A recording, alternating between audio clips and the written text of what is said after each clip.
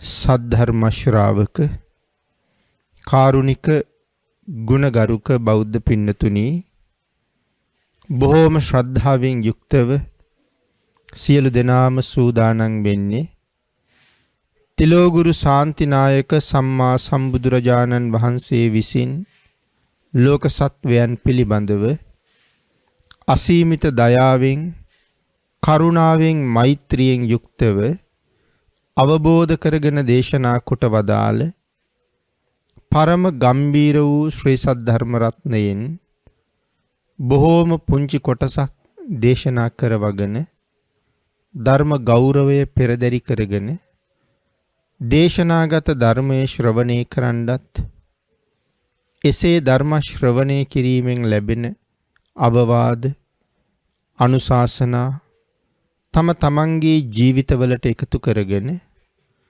වඩාත් නිවැරදි මෙලව ජීවිතයක් සකස් කරගන්නත් නිවැරදි වුණ මෙලව ජීවිතයක් තුලින් සුගතිගාමී වූ පරලොව ආයිති භවයකින් සැනසෙන්නත් අවසානයේ ප්‍රාර්ථනා කරන බෝධියෙන් සැප සහිත ප්‍රතිපදාවකින් ඊ타ම ඉක්මන් භවයක උතුම් චතුරාර්ය සත්‍ය ධර්මය අවබෝධ කරගෙන මේ සංසාරයෙන් එතර වීමේ බලාපොරොත්තුවත් ඇතුව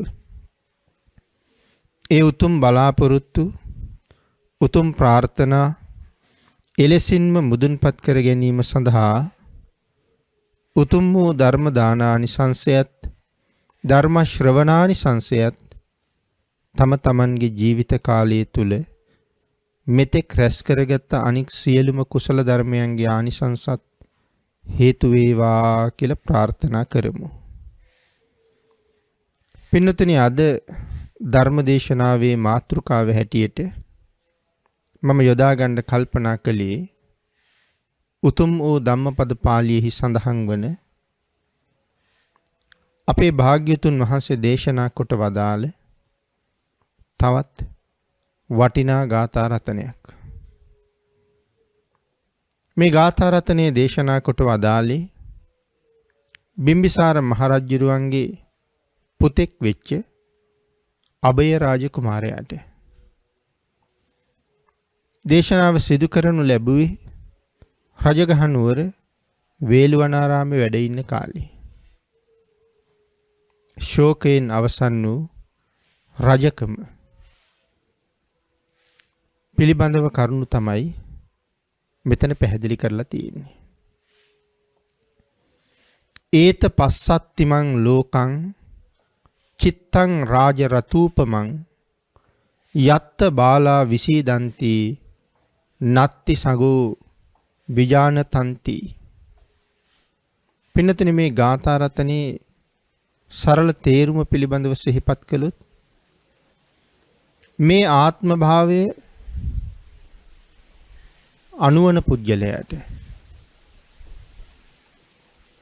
දිගින් දිගටම ඇලීමට හේතුවක්. එහෙම නැත්නම් අනුවනයා මේ ආත්මය තුල මනාව ඇලෙනවා. ඒ ආත්මයට බැඳෙනවා.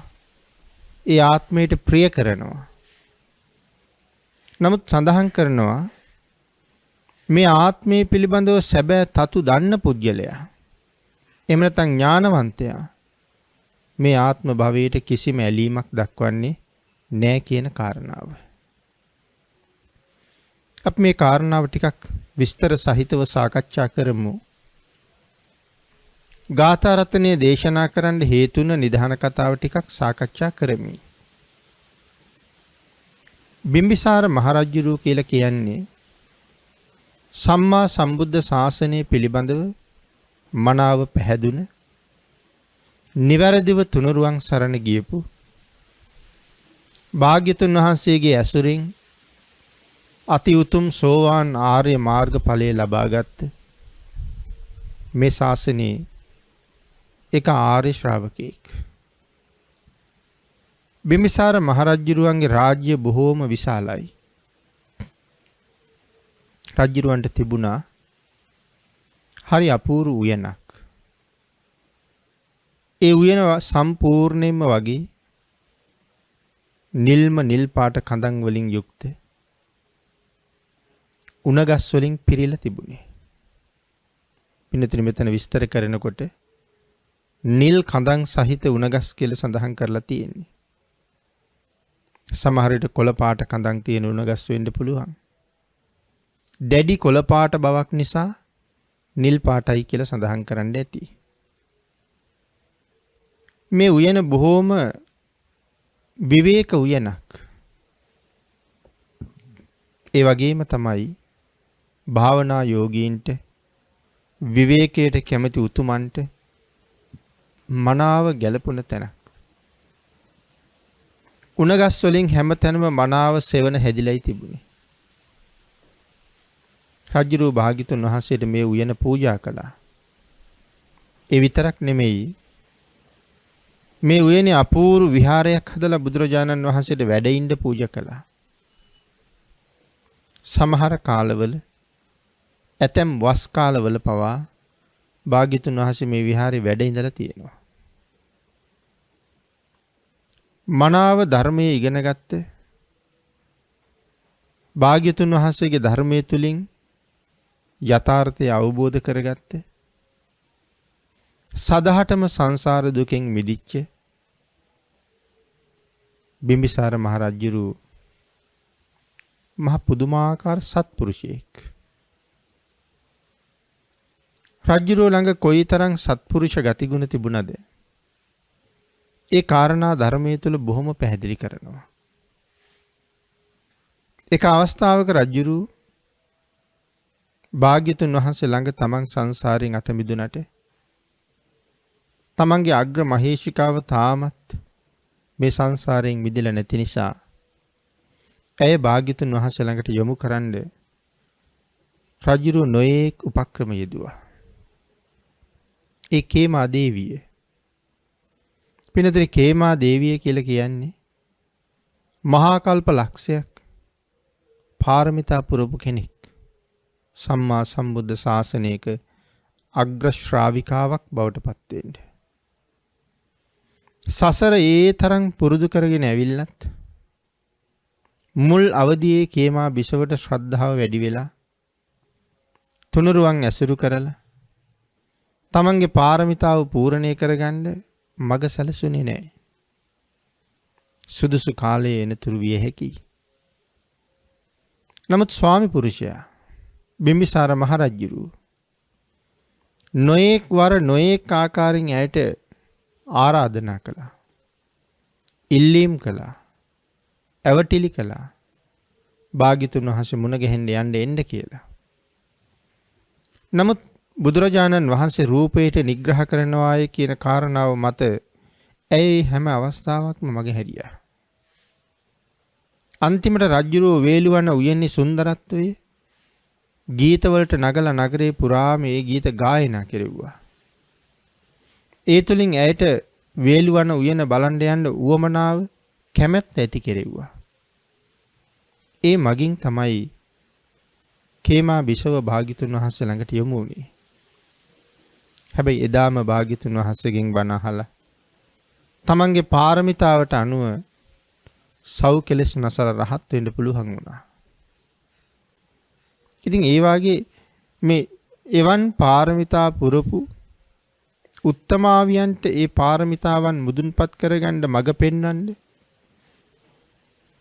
බිම්බිසාර මහරජුරුව මහ පුදුම සත්පුරුෂයෙක් වුණා. රජුරුවන්ගේ රාජ්‍ය විශාල නිසා එක පසල් දනව්වක, ඒ කියන්නේ රාජ්‍යයට බොහෝම දුර බැහැර ගම්, මේ පසල් දනව්වක ඇති වුණා මිනිස්සු අතර කැරලි කෝලාහලයක්. රජුරුව මේ කෝලාහලයේ සංසිඳවන්න ඕන නිසා තමන්ගේ පුතෙක් වෙච්ච අබේ රාජ කුමාරයාට මේ පිළිබඳව දැනුවත් කළා. පිරිසක් සමග ගිහිල්ලා මේ කැරැල්ල සංසිඳවලා එන්න කියලා. සෝවාන් වෙච්ච මහරජි කවදාවත් යුද්ධයකට අණ කරන්නේ නැහැ පින්නතුනි. ප්‍රාණඝාතයට කවදාවත් අනුබල දෙන්නේ නැහැ එවන් කෙනෙක්. අබේ රාජ කුමාරයාට අවවාද ලැබෙන්නේ ඊටාම දැහැමින් ඒ කැරැල්ල මර්ධනය කරන්න. ඒ කැරැල්ල විසිරුවා හරින්න කියලා. තාත්තගේ අවවාද වලට අනුව අබේ රාජකුමාරයාත් කැරැල්ල තියෙන ප්‍රදේශයට ගිහිල්ලා ඊටාම ධාර්මිකව මෘදු මොලොක් ආකාරයෙන් කතා කරලා මිනිස්සුන්ගේ සිත් නිමලා මිනිස්සු සතුටු කරලා ඔවුන් සනසලා නැවත කැරලි කෝලාහල ඇති නොකරගන්න තැනට පත් කරලා අබේ රාජකුමාරයා ආපහු ආවා. හැබැයි කුමාරයාගේ මේ ක්‍රියාකලාපයේ පිළිබඳව ඔහුගේ හැකියාවන් පිළිබඳව රජුරවන්ට තිබුණේ පුදුම සතුටක්. රජුරවන්ගේ සතුට කොයිතරම්ද? අබේ රාජකුමාරයාට කතා කරලා සඳහන් කළා පුතේ අද ඉඳලා දවස් 7ක් මේ රටේ මහරජුරෝ ඔබ කියලා කැමති විදිහට රාජශ්‍රී සම්පත් භුක්ති විඳින්න කියලා අබේ කුමාරයාට රාජ්‍ය භාර දුන්නා. ඒ විතරක් නෙමෙයි ඊටාම සුරූපී නලංගනක් ඔහු වෙනුවෙන් වෙන් කළා ඔහුව සතුටු කරන්න. ගැයුමෙන්ද නැටුමෙන්ද වාදනයෙන්ද අලුත් රජතුමා සතුටු කරන්න ඇය විශේෂයෙන් රජුරුපත් කරලා හිටියා. අබේ කුමාරයා දවස් 7ක් උපරිම රාජශ්‍රී සම්පත් වින්දා. අර නලංගන හැම ආකාරයකින්ම ඔහු සතුටු කළා. 7 වෙනි දවසේ ජල ස්නානය කරන්න යනකොට ඒ නලංගනත් එක්ක ගියා. ස්නානය කරලා ඉවර වෙලා කුමාරයාගේ උයනට ඇවිල්ලා විවේකී තැනක වාඩි වෙලා ඒ වෙලාවෙත් අර නලංගනගේ රැඟුම් ගැයුම් නරඹමින්ම තමයි හිටියේ. ඒ උයනෙත් සද්දු රජතුමා සතුටු කරන්න මේ නර්තනයේ යෙදුණා. හැබැයි පින්නතුනි ඇය මේ වෙනකොට දින 7ක් මුළුල්ලේම අල්ප ආහාරයක් තමයි අරන් තිබුණේ. ඇයි මේ නර්තනයේ යෙදෙන්න නිරන්තරයෙන් කුස පිරලා තියෙන වෙලාවක ඇයට අපහසුයි. ඒ නිසා ඇය අල්ප ආහාරයක් තමයි මේ දවස් කීපේ පුරාම අරගත්තේ.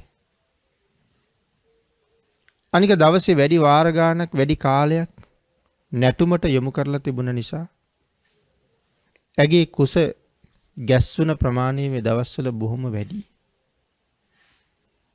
මේ ආදී හේතු කාරණා කීපයක් මුල් කරගෙන එදා උයනේ නර්තනයේ යෙදලා ඉන්න අතරතුර ඇය කුසේ ඇතිවෙච්ච දැඩි වේදනාවක් නිසා මැරිලම වැටුණා. ඇය මරණයට පත්වෙච්ච බව දැනගත්ත අබේ කුමාරයාට එයින් නැගිච්ච දුක දරාගන්න බොහොම අමාරු වුණා. ශෝකයෙන් දැවෙන්න පටන් ගත්තා.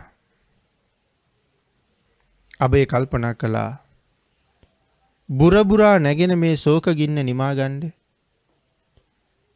මේ ශෝක ගින්න නිමලා දෙන්න තරම් කෙනෙක් භාග්‍යතුන් වහන්සේ හැරණන්නේ නැහැ. ඒ නිසා මේ හිතේ උපදින ශෝකාග්නිය නිමා ගන්න මා යුත්තේ භාග්‍යතුන් වහන්සේ ළඟටමයි. නලංගනගේ ආදාහන කටයුතු සියල්ලම ඉවර කළා. අබේ කුමාරයා මාලිගාවට යනවා වෙනුවට කෙලින්ම ගියේ භාග්‍යතුන් වහන්සේ මුණ ගැහෙන්න. බුදුරජාණන් වහන්සේ ළඟට ආවහම අපේ බුදුරජාණන් වහන්සේ අබේ කුමාරයාත් එක්ක ටිකක් කතා බහ කළා. භාග්‍යතුන් වහන්සේ අබේගෙන් අහනවා ඔබ බොහොම දුකෙන් බව පේනවා. මහත් චිත්ත පීඩාවකින් පෙළෙන බව පේනවා. ඒකට විශේෂ හේතුවක් තියෙනවද කියලා. අබේ සඳහන් කරනවා ස්වාමීනි ඒක නිසාම තමයි මම භාග්‍යතුන් වහන්සේ ළඟට ආවේ. අබේ කුමාරයා තමන්ගේ කතාව ඔක්කොම කියනවා. පසල් දනව්වක ඇතිවෙච්ච කැරැල්ල සංසිඳවපු හැටි. එයින් ප්‍රීතියට පත්වෙච්ච පිය මහ රජුරුව තමන්ට රාජ්‍ය භාර දුන්න හැටි. ඒ කාලය තුල සතුටු කරවන්න නලගනක් ලබා දුන්න හැටි. ඒ නලගන උයනේ මැරිලා වැටුණ හැටි මේ සියල්ල භාග්‍යතුන් වහන්සේට සඳහන් කළ ස්වාමීනි මේ ශෝක ගින්නට හේතුව එයයි කියලා සඳහන් කළා. ආන් ඒ කාරණාව මුල් කරගෙන තමයි අපේ බුදුරජාණන් වහන්සේ අපි අර මාතෘකා කරගත්ත ගාථා රතනේ දේශනා කොට වදාළේ. අපි නැවත සිහිපත් කළොත් ඒත පස්සත්තිමං ලෝකං චිත්තං රාජ රතූපමං යත්ත බාලා විසීදන්ති නත්ති සංගෝ විජානතන්ති. පින්නතුනි මේ ගාථා රතනේ සඳහන් කළා යත්ත බාලා විසීදන්ති. කාටද බාලයා කියලා කියන්නේ? පින්නතුනි බාලයා කියලා කියන්නේ කයෙන් වැරදි කරන, සිතින් වැරදි කරන, වචනයෙන් වැරදි කරන පුද්ගලයාට. කයයි වචනයයි සිතයි සංවර නැති කෙනා බාලයෙක්ය කියලා අපේ භාග්‍යතුන් වහන්සේ බාල පණ්ඩිත සූත්‍ර දේශනාවිනුත් පැහැදිලි කළා. එතන මෙතන බාලයා කියලා හඳුන්වහම ගිහි සමාජය තුලත් බාලයෝ ඉන්නවා. පැවිදි සමාජය තුලත් බාලයෝ ඉන්නවා. මේ සමාජ දෙකෙන්ම බාලයා හඳුනා ගන්න තියෙන හොඳම ක්‍රමය තමයි බාලයා කයින් වැරදි කරන්නේ වෙයි. බාලයා වචනයෙන් වැරදි කරන්නේ වෙයි. බාලයා සිතින් වැරදි කරන්නේ වෙයි. මේක බාලයා හඳුනා ගන්න තියෙන පහසුම ආකාරයක්.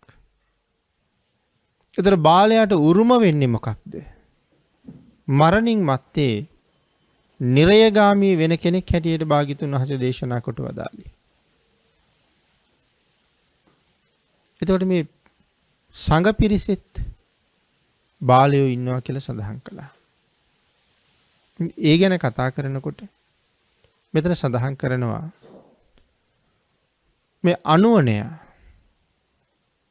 කුහක පිළිවෙත් නිසා අනුවණ පිළිවෙත් නිසා මේ සංසාරේ බොහෝසේ ශෝක කරනවා.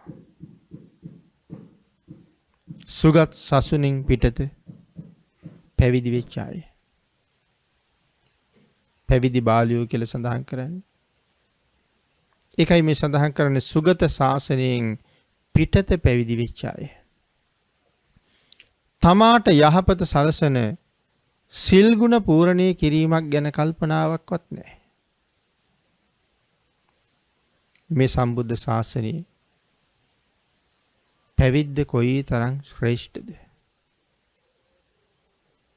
ධර්මයේ තැනක සඳහන් කළේ දුර්ලභ පබ්බජ්ජා කියලා. පැවිද්ද කියන මේ අති උතුම් తත්වය මේ ලෝකේ පරම දුර්ලභයි. හැබැයි පැවිද්දා පරම දුර්ලභයි. ඒතර කාටද පැවිද්දා කියලා කියන්නේ? කවුද සැබෑම පැවිද්දා? භාග්‍යතුන් වහන්සේගේ සරණ ලැබුණ, භාග්‍යතුන් වහන්සේගේ සරණට ලක්ුණ, භාග්‍යතුන් වහන්සේගේ අනුකම්පාව ලැබුණ, භාග්‍යතුන් වහන්සේගේ ශාසනය පැවිදි වෙච්ච දවසේ ඉඳලා තමන්ගේ මුළු ජීවිතේම බුද්ධ රතනයට ධර්ම රතනයට අනුව පවත්වන්න එක හෙලාම ප්‍රතිඥා දුන්න යම් කෙනෙක් වෙයිද ඔහු මේ ශාසනයේ පැවිද්දෙක්. භාග්‍යතුන් වහන්සේ සරණ ගිය, භාග්‍යතුන් වහන්සේගේ සරණ ලැබුණ, පැවිදි වුණ දවසේ ඉඳලා මුළු ජීවිත කාලයේම බුද්ධ රතනයට ධර්ම රතනයට අනුව ජීවිතේ පවත්වන්න ප්‍රතිඥා දුන්න කෙනෙක් මේ ලෝකේ පැවිද්දෙක් කියලා කියන්නේ. සම්මා සම්බුද්ධ ශාසනයේ මේ පැවිද්ද ලබා ගන්නකොට විශේෂ පොරොන්දුවක් වෙනවා. සබ්බ දුක්ඛ, නිස්සරණ, නිබ්බාන, සච්චි කරණත්තාය, ඉමං කාසාවං ගහිත්වා පබ්බා ජේතමං බන්ති. සබ්බ දුක්ඛ නිස්සරණ නිබ්බාන සච්චිකරණත්තාය. සියලු දුක් නැති කිරීම උදෙසා උතුම් නිවන සාක්ෂාත් කර ගැනීම උදෙසා ස්වාමීනි මේ කසාවත් අරගෙන පබ්බාජේත මං බන්තේ මට පැවිද්ද ලබා දෙනසේක්වා කියලා ඉල්ලීමක් කළේ. ඉතින් භාග්‍යතුන් වහන්සේ ළඟ කරපු මේ ඉල්ලීම තමන්ගේ මුළු ජීවිත කාලයේ පුරාම එලෙසම පවත්වනවද කියන කාරණාව පිළිබඳව නැවත හිතන්න ඕනේ. සියලු දුක් නැති කර ගැනීම සඳහායි මේ පැවිද්ද. බොහෝ දුක් ඇති කර ගැනීම සඳහා නෙවෙයි මේ පැවිද්ද. නමුත් එහෙම ඉල්ලීමක් ආයාචනාවක් කරලා මේ ශාසනයේ පැවිද්ද ලැබුවත් සමහර වෙලාවට කටයුතු කරනකොට මේ ශාසනයට පරිබාහිරින් කටයුතු කරන බව පේනවා. මේ ශාසනයේ නීති රීති වලට අනුගත නැති බව පේනවා. භාග්‍යතුන් වහන්සේගේ අවවාදයට ගරු කරන්නේ නැති බව පේනවා. අන් ඒක නිසායි සඳහන් කරන්නේ සුගත සසුනෙන් පිටත පැවිදි වෙලා කියලා. නිරන්තරයෙන් කල්පනා කළ යුත්තේ තමන්ගේ ක්‍රියාකාරකම් එක්ක මේකද බුද්ධ ශාසනය. මේකටද මේ පැවිද්ද දුර්ලභයි කියලා සඳහන් කළේ. අපි පවතින ජීවත් වෙන හැටියට අපිට කිසි දුර්ලභ බවක් නැහැ මේ පැවිද්ද තුල. සැබෑ පැවිද්දා කොයි වගේද? හැම වෙලාවෙම විමසන්න ඕනේ. පොතපතින් හොයන්න ඕනේ. ධර්මය තුලින් අධ්‍යයනය කරන්න ඕනේ. සැබෑ පැවිද්ද කවුද කියලා. භික්ෂුන් වහන්සේලා ලෝක සත්වයාගේ මහ පිංකෙත කියලා සඳහන් කළේ. වත් පිළිවෙත් වලට ගරු කරන්නේ නැති. ශික්ෂාවන්ට ගරු කරන්නේ නැති. තුනුරුවන් පිළිබඳව ගරු සැලකිල්ලක් නැති. සමහර අයට දායක කාරකාදීන්ට සාධාරණයක් කරන්න පුළුවන් වෙයිද? ඒ ප්‍රශ්නේ හැම වෙලාවෙම තමන්ගෙන් අහන්න ඕනේ. නිමක් නැති දුක් විඳලා දාඩිය මුගුරු වගුරුවල රෑ දවල් මහන්සි වෙලා සමහරලාට දරුවට කෑම වේල නොදී දරුවට කිරි පැකට් එකක් අරගෙන ගිහිල්ලා දෙන්නේ නැතුව දරුවට පොතපත පෑන ගෙනහිල්ලා දෙන්නේ නැතුව දාන වේලක් හදාගෙන හිස මත තියාගෙන සතපුම් ගණන් පයින් ඇවිල්ලා මේ දීලා යන්නේ අපේ නෑදෑයෝ නෙමෙයිනේ. සහෝදර සහෝදරියෝ නෙමෙයිනේ. වෙනත් හිතවතුන් නෙමෙයිනේ. එහෙමනම් ඥාතිත්වයක් නැති, සහෝදරත්වයක් නැති, දූදරු මුණුබුරු මිනිබිරි කමක් නැති කෙනෙකුට මේ තරම් දුක් විඳලා ප්‍රණීත ආහාර වේලක් සපයගෙන ඇවිල්ලා දෙන්නේ මොන බලාපොරොත්තුවෙන්ද? මෙවන් උතුම් සංඝ රත්නයට දන් දුන්නාම මේ සංසාරයේ අති දීර්ඝ කාලයක් සුවපත් කරගන්න මේක හේතුවක්. ඒ නිසා මේ වේල බඩගින්නේ හිටියට කමක් නැහැ. දවසක් දෙකක් දරුවට කිරිපිටි නැතුව හිටියට කමක් නැහැ. මේ වාගේ නොයෙක් කැපකිරීම කරලා සංසාර මග සුවපත් කරගන්න මහත් වූ කුසල් අත්පත් කරගන්න මේ දන් වේල ගෙනල්ලා දෙන දායකයට සාධාරණයක් සිද්ධ වෙන විදිහට මගේ ජීවිතේ පවත්වනවද කියන ප්‍රශ්නය හැම වෙලාවෙම නගන්න ඕනේ ප්‍රශ්නයක්. ඉතින් තමන්ගෙන් එහෙම අහන්නේ නැතුව කර්මයේ කර්මඵල විශ්වාසයේ කර්මඵලයේ පිළිබඳ විශ්වාසයක් නැතුව භාග්‍යතුන් වහන්සේගේ වචනයට ගරු කිරීමක් නැතුව ශික්ෂාපද පිළිබඳව ගෞරවයක් නැතුව යම් කෙනෙක් කටයුතු කරනවාද ඔවුන් සුගත ශාසනයෙන් පිටත පැවිදි වුණායි හැටියට තමයි සඳහන් කරන්නේ. අන් ඒක නිසා අපි නිරන්තරයෙන් තමන් කවුද කියන කාරණාව හොඳට අවබෝධ කරගන්න ඕනේ. මගේ කාර්යය මොකක්ද කියලා හොඳට තේරුම් අරගන්න ඕනේ. එහෙම නුනොත් අති දීර්ඝ කාලයක් මේ සංසාරේ නිමක් නැති දුක් අනුභව කරන්න සිද්ධ වෙනවා. භාග්‍යතුන් වහන්සේ අග්ගිකන්දෝපමාදී සූත්‍රයන් වල දේශනා කොට වදාලා. ගහකට ගිනි අරගෙන ඇතුලෙන් ගින්දර ගිහිල්ලා ඇතුලෙන් දෙවි දෙවි කඩා වැටෙන අඟුරු ගහ වටේටම ගොඩ ගිහිල්ලා සුළඟට මේ ගිනි අඟුරු දිලිසෙනවා. ඒ ප්‍රදේශයේ වැඩ ඉන්න අපේ බුදුරජාණන් වහන්සේ භික්ෂු සංඝයාට ආමන්ත්‍රණය කරලා දේශනාවක් කළා. මහණෙනි, මේ ශාසනයේ දුස්සීලව ඉඳගෙන මේ දායක කාරකාදීන් ගෙනල්ලා දෙන සිව්පසේ භුක්ති විඳිනවට වඩා අන්න අර අඟුරු ගිලින එක සැපයි කියලා. ඇයි එහෙම දේශනා කළේ? මේ අඟුරු ගිල්ලහම පින්නතුනේ අපිට දුකක් විඳින්න සිද්ධ වෙන්නේ ඒ මොහොතේ විතරනේ. අඟුරු ගිලීම තුළ මරණය සිද්ධ වෙයි. නමුත් මේ ජීවිතෙන් එක මරණයක් නිසිද්ධ වෙන්නේ. නමුත් එහෙම නෙමෙයි. දායකයා ගෙනල්ලා දෙන දාණය, සිව්පසය දුස්සීලව ඉඳගෙන භුක්ති විඳොත් ආත්ම සිය ගණන්, කෝටි ගණන්, ප්‍රකෝටි ගණන් නිමක් නැති දුකක් විඳින්න සිද්ධ වෙනවා. ඉතින් මේ ආහාර වළඳලා අවුරුදු කෝටි ගණන් නිමක් නැති දුකකට භාජනය වෙනවට වඩා අඟුරු අනුභව කරලා එක ජීවිතයකින් සමුගන්න එක වටිනවා. ඒකයි එහෙම දේශනා කළේ. ඉතින් බාලුවෝ කියලා කියහම ගිහි පැවිදි දෙපාර්ශ්වයේම බාලයෝ ඉන්නවා. හැබැයි ඉතින් බාලයා කොයි පාර්ශවයේ වුණත් නිරේට තමයි දොර අරගෙන තියෙන්නේ. එහෙනම් යත්ත බාලා විසීදන්ති. මොකද්ද මේ විසීදන්ති කියලා කියන්නේ? මමය මාගේ යන වැරදි අදහසින් ආත්මය කෙරෙහි තියෙන ඇලීම. මගේ ආත්මය මේ ආදි වශයෙන් මගේ කියලා අපි අල්ලගත්ත දේවල් කොච්චර තියෙනවද?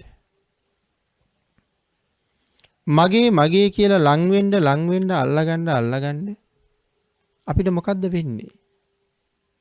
පින්නතුනි, ඒ උපාදානයේ තුල අපට ඇති වෙන්නේ දුකක්මයි. මේ උපාදානයේ නැති වෙන තාක්කල් මේ දුකෙන් මිදෙන්න පුළුවන් කමක් නැහැ.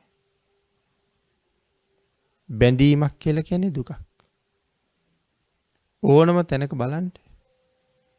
යම් දෙයක් පිළිබඳව දැඩි ඇල්ව ගැනීමක් තියෙනවා නම්, දැඩි බැඳීමක් තියෙනවා නම්, ඒක වෙනස් වෙන්න මට කොයි තරම් දුකක් උපදිනවද? මෙහෙම හිතන්න. බොහොම ආදරෙන් දරුවෝ හදාපු මව්පියන්ට දරුවෙකුගෙන් සැරපරුස වචනයක් අහන්න වුණොත්, කේන්ති ගියපු දරුවෙක් පරුස වචනයක් වගේ කියලා බැන්නොත්, ඒ මව්පියන්ගේ හිත කොයිතරම් කඩා වැටෙයිද? ඔවුන්ට මොන වේදනාවක් උපදින්න පටන් ගනීද? කොයිතරම් දුකක් චිත්ත සංතාන තුල ඉපදිලා තමන්ගේ හදවත දවයිද? නමුත්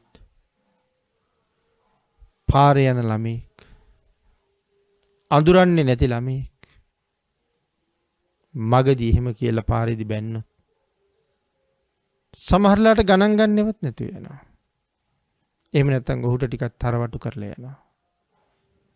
නැත්නම් ඔහුගේ මව්පියෝ හම්බ වෙලා කියන්නම් කියලා හිතාගෙන යනවා. තමන්ගේ දරුවගෙන් වචනයක් අහපුවම දැනුණ වේදනාව අර පාරේ යන දරුවගෙන් අහපු වචනේ නිසා හදවත රිදුනේ නේ. එතකොට ඇයි තමන්ගේ දරුවා බැන්නහම වැඩිපුර රිදුනේ? මං ඔහුව ගොඩක් උපාදාන කරගෙන ඉන්නේ. තමන්ගේ බිරිඳ සැරවුනහම, තමන්ගේ ස්වාමියා සැරවුනහම ස්වාමි භාර්යාව කොයිතරම් අඬනවද? හේතුව බැඳීම වැඩිකම.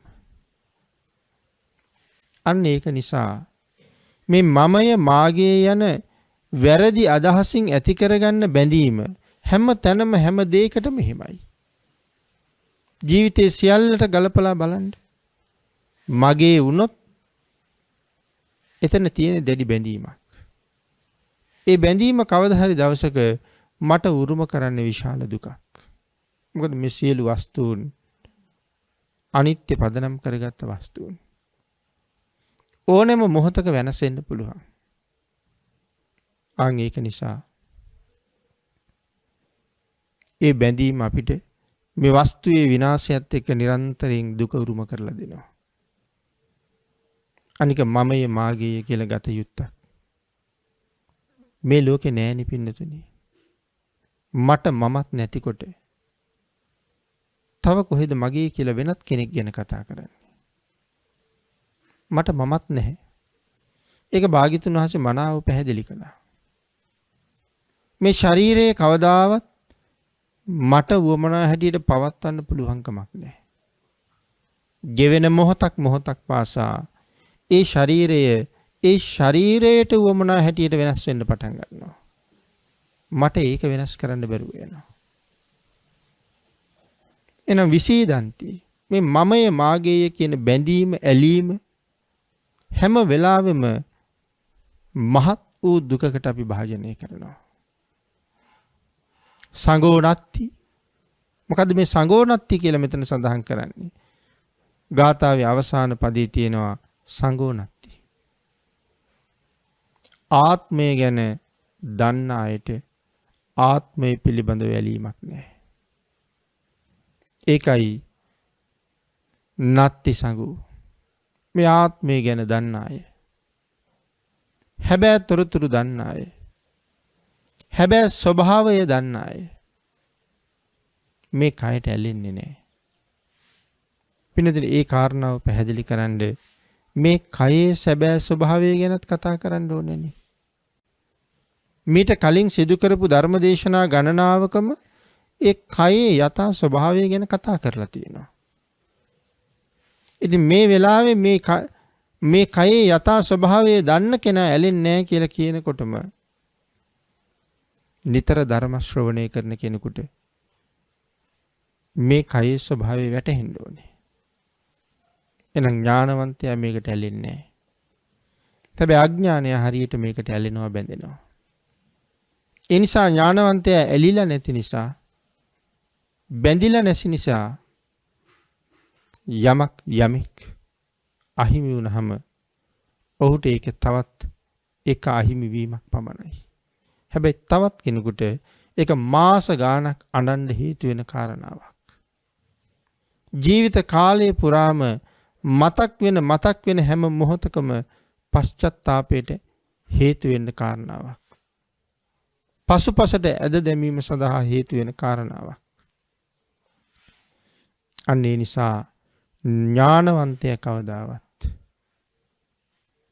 මේ ලෝකේ මේ පංචස්කන්ධයට ඇලීමක් නැහැ. බැඳීමක් නැහැ. මමයේ මාගේය කියාගත්ත ස්වરૂපයක් ඔහු තුලින් දකින්නේ නැහැ.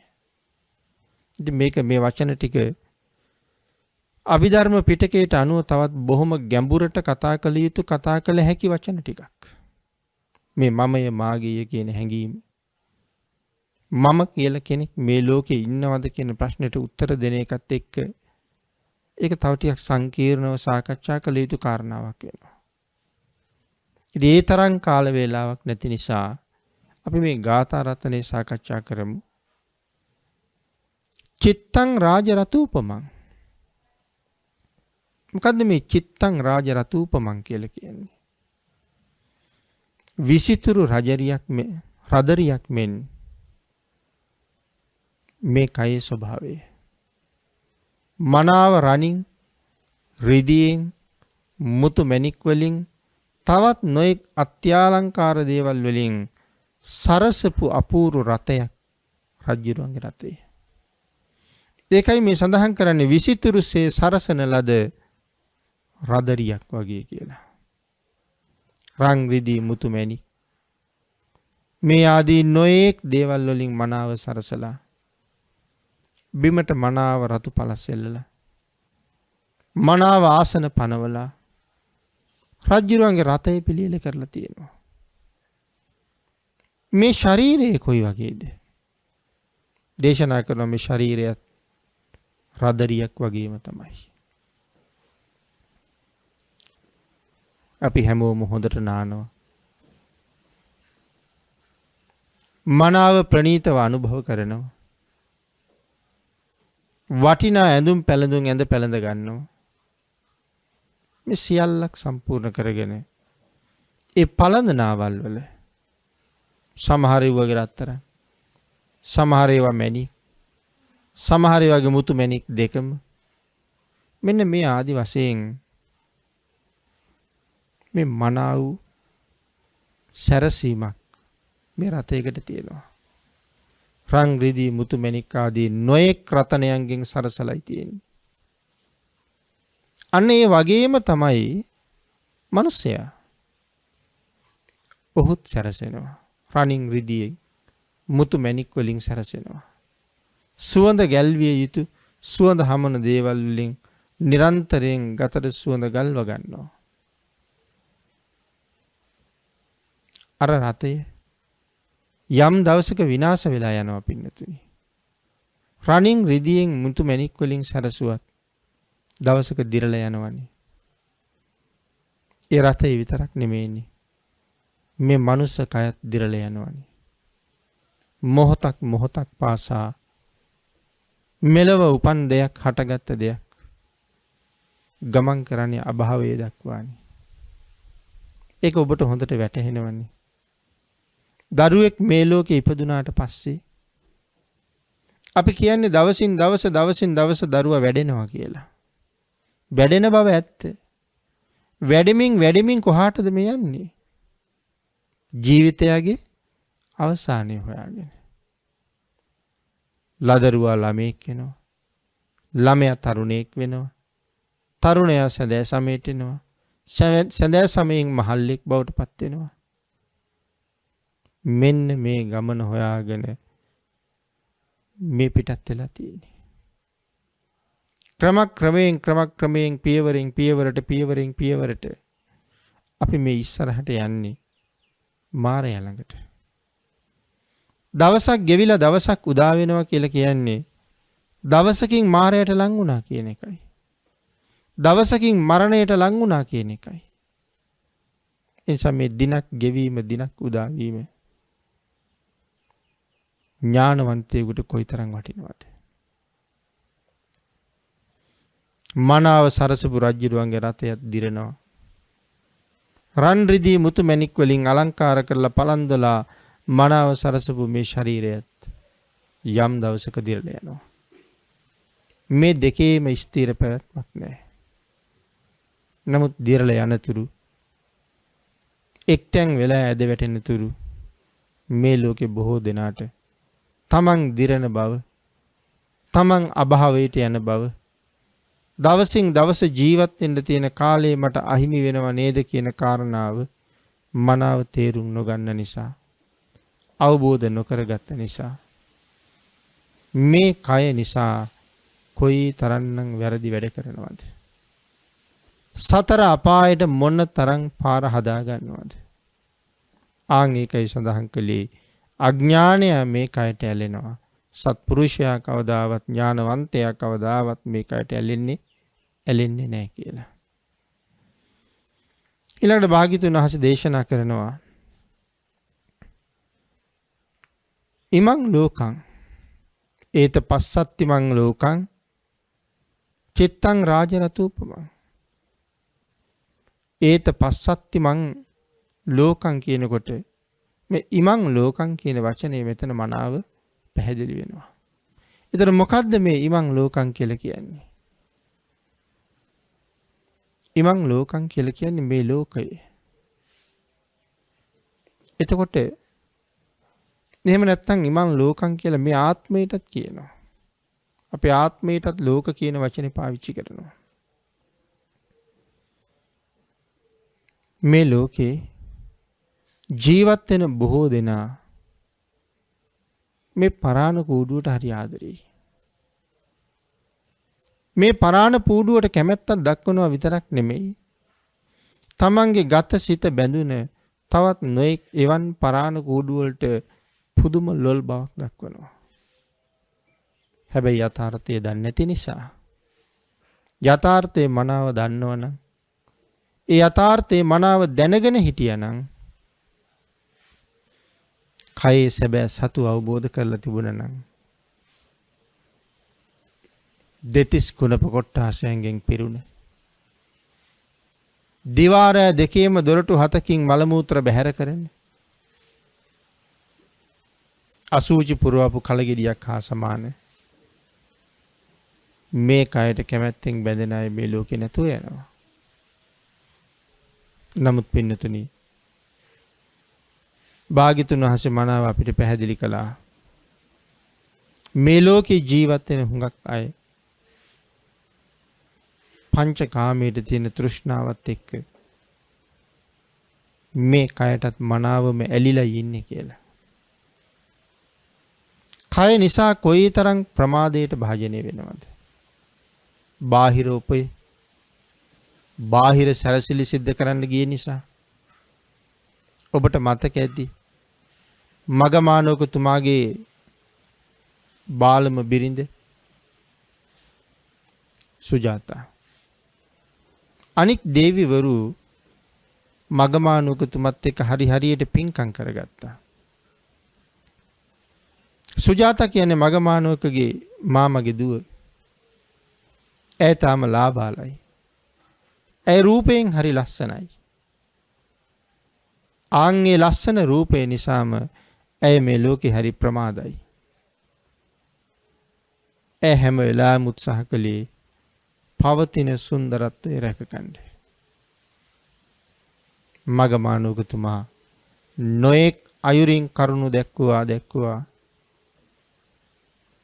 පින් දහම් රැස් කරගන්න කියලා. සහෝදරියන් ඒ කියන්නේ මගමානෝකතුමාගේ අනික් බිරින්දෑවරුන් ඒ ගැන කරුණු දැක්වුවා මනාව. නමුත් ඇය නෙමෙයි ඒකක්වත් පිළිගත්තේ. අනික් භාර්යාව මැරිලා ගිහිල්ලා දෙව්ලොව උපදිනකොට සුජාතා මැරිලා ගිහිල්ලා දියැලක් ළඟ තන පිටියක් උඩ කෙකින්නක් හැටියට මේ ලෝකෙට බිහි වුණා. ඒ සක්‍ර දේවේන්ද්‍රයන් වහන්සේ අනුකම්පාව නිසා පස්සේ ඇවිල්ලා ඇය දෙව්ලොවට ගන්න කටයුතු කරනවා. නමුත් මෙතන සඳහන් කළේ බොහෝ දෙනා මේ කයට ඇලුම් කරන නිසා මේ කය සන්තරපණය කරන්න ගිහිල්ලා කවදාවත් ආත්ම විමුක්තියක් නම් හදන්නේ නැහැ. නිකන් හිතන්නකෝ මේ කය සරසන අය ඒ කය සරසගන්න කොයි තරම් කාලයක් මිඩංගු කරනවද කියලා. සතර අපායෙන් මිදෙන්න තියෙන කාලයනේ මේ ගෙවිලා යන්නේ. මේ ගෙවිලා යන මොහොත මට ආයේ ජීවිතේ කවදාවත් හම්බෙන්නේ නැහනේ. අවුරුදු කෝටි ප්‍රකෝටි ගාණක් ගියත් මේ පහුවෙන මොහොත මට ආයේ ලැබෙන්නේ නැහනේ. අන් ඒක නිසා වහ ලද අවස්ථාවෙන් ඵල නෙලා ගන්න කටයුතු කළ යුතුයි කියන එක භාග්‍යතුන් වහන්සේගේ ශ්‍රේෂ්ඨ අවවාදයයි. මේ ලෝකේ ඉපදිච්ච කෙනෙක් කළ යුතු හොඳම දේ තමයි භාග්‍යතුන් වහන්සේට කීකරු ශ්‍රාවකෙක් වෙන එක. බුද්ධාන්තරයක ඉපදිලා භාග්‍යතුන් වහන්සේට කීකරු ශ්‍රාවකෙක් වෙන එක තමයි වටින්නේ. ඒකම මහ පුදුමාකාර ජයග්‍රහණයක් ඒ කීකරු ශ්‍රාවක භාවය කියලා කියන්නේ. අන්න ඒක නිසා පින්නතුනි මේ ලෝකේ ජීවත් වෙනකොට අපි ලබන බාහිර දේවල් ගොඩක් තියෙනවා. අපි හොඳට ඉගෙන ගන්නවා. අපි ගෙවල් දොරවල් හදා ගන්නවා. අපි යාන වාහන අර ගන්නවා. විභාග පාස් වෙනවා. විශ්වවිද්‍යාලවල යනවා. උපාධි ආදිය ලබා ගන්නවා. තවත් නොඑක් ඒ උපාධියට ගැලපෙන්න රැකී ආරක්ෂා ලබා ගන්නවා. අන් ඒ කාරණාවල් ගැන කල්පනා කරලා බලහම මේ එකදු කාරණාවක්වත්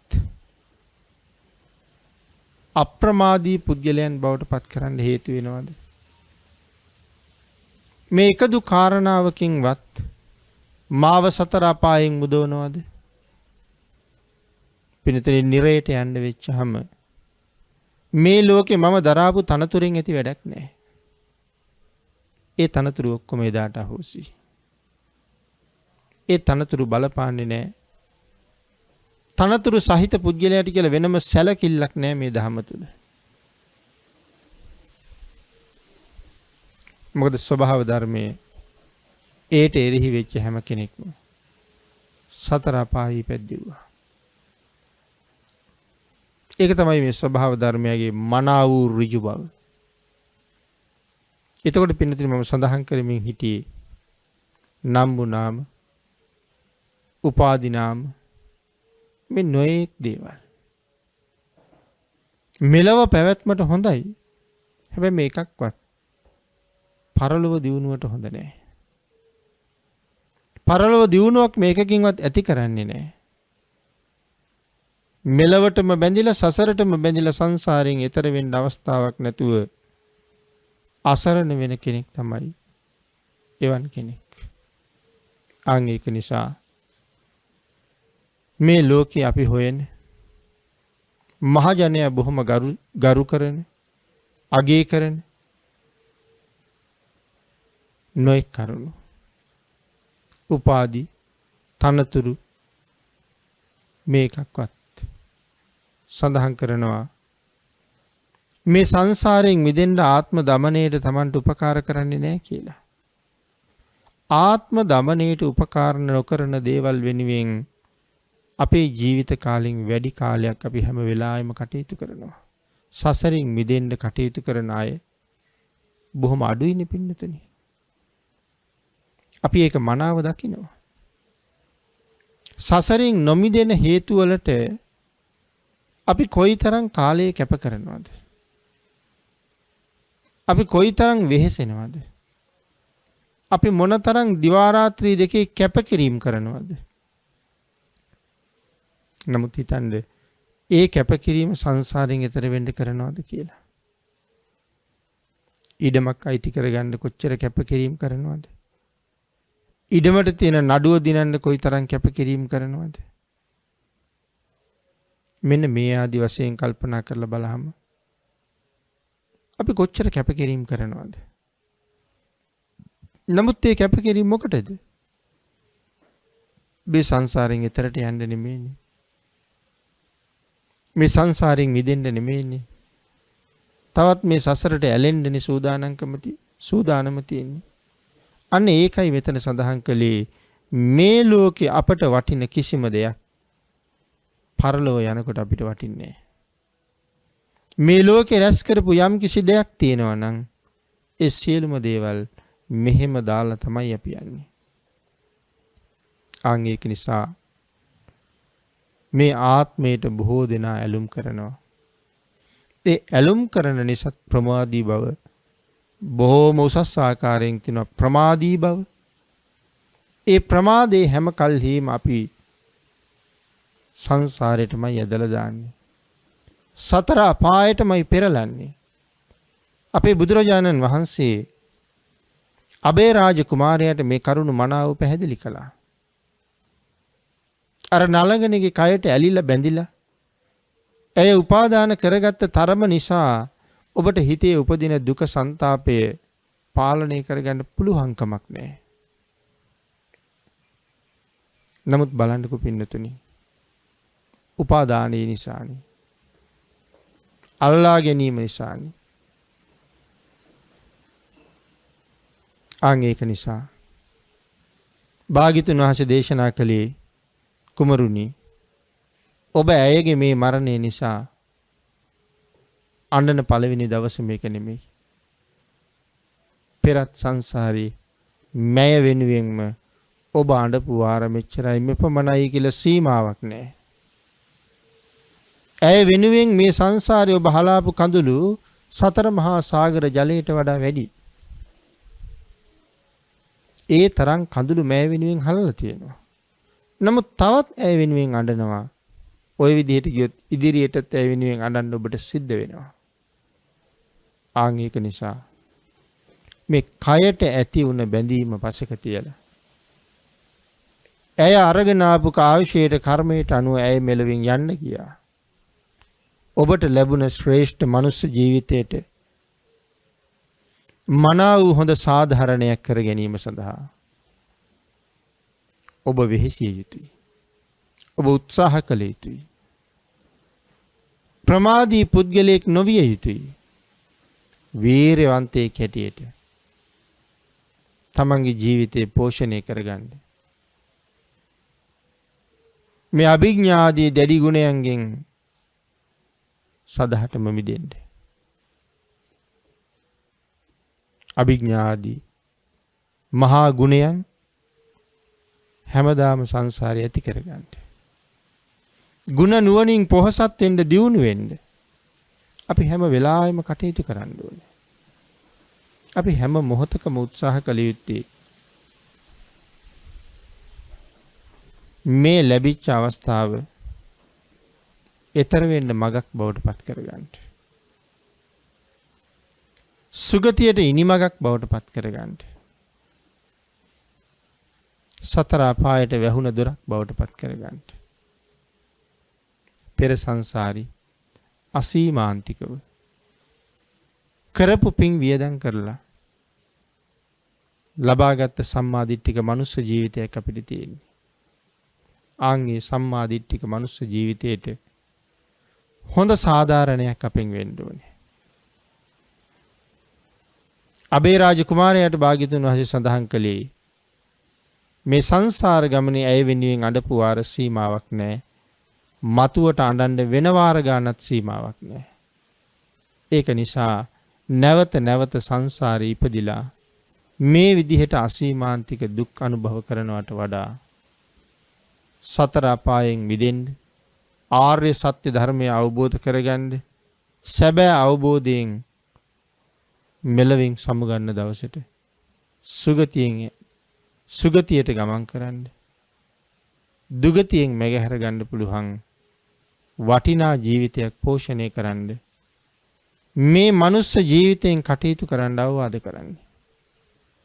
ඒක ඔබ අපි හැමෝටම මෙහිමයි.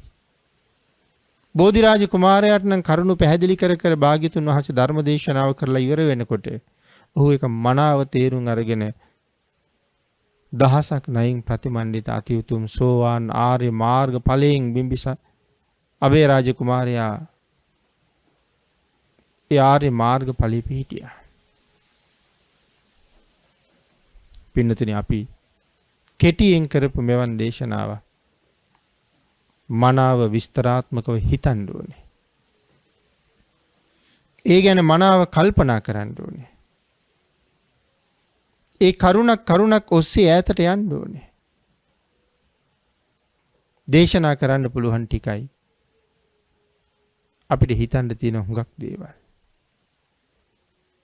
ආන් ඒක නිසා පංචස්කන්ධයට ඇලෙන්නේ නැතුව බොහෝ දේ උපාදාන කරගන්න නැතුව තමා විසින් තමාටම උපාදානය වෙන්නේ නැතුව මේ ගතසිත කය වෙහෙසවල ලැබුණ අවස්ථාවෙන් ප්‍රයෝජන අරගෙන සංසාරයෙන් එතර යන්න. භාග්‍යතුන් වහන්සේගේ අනුශාසනාවට අනුව කටයුතු කරන්න ශක්තිය, ධෛර්යය, භාග්‍ය, වාසනාව ඔබ සියලු දෙනාටම උදා වේවා කියලා ආශිර්වාද කරනවා.